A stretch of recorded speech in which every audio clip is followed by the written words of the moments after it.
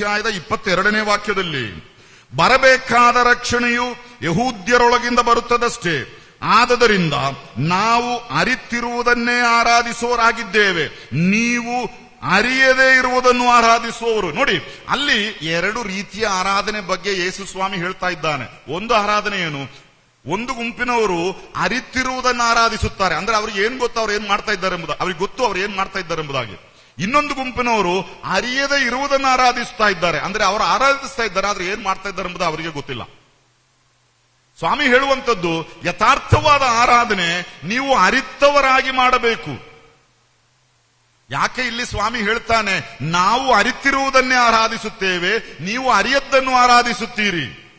ನಾವು ನಮಗೆ ಗೊತ್ತಿರುವುದನ್ನು ಆರಾಧಿಸುತ್ತೇವೆ, ನೀವು ಗೊತ್ತಿಲ್ಲದನ್ನು ಆರಾಧಿಸುತ್ತೀರಿ.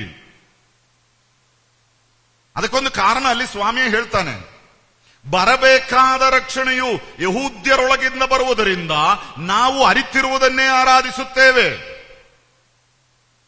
ಇಲ್ಲಿ ಸಮಾರ್ಯದ ಸ್ತ್ರೀ ಮತ್ತು ಯೇಸು ಕ್ರಿಸ್ತನನ್ನು ಒಮ್ಮೆ ಹೋಲಿಸಿ ನೋಡುವುದಾದ್ರೆ, ಯೇಸು ಕ್ರಿಸ್ತನು 100ಕ್ಕೆ 100ರಷ್ಟು ಯಹೂದ್ಯನು. ಆದರೆ ಆತನು ಮಾತನಾಡುತ್ತಿರುವ ಆ ಸ್ತ್ರೀಯೋ ಆಕೆ ಸಮಾರ್ಯದವಳು, ಯಹೂದ್ಯರಿಂದ ಬೇರ್ಪಟ್ಟವಳು, ಯಹೂದ್ಯರೊಂದಿಗೆ ಒಡನಾಟವಿಲ್ಲದವಳು, ಯಹೂದ್ಯರೊಂದಿಗೆ ಯಾವ ಸಂಪರ್ಕವೂ ಇಲ್ಲದವಳು. ರಕ್ಷಣೆ ಎಂಬಂತ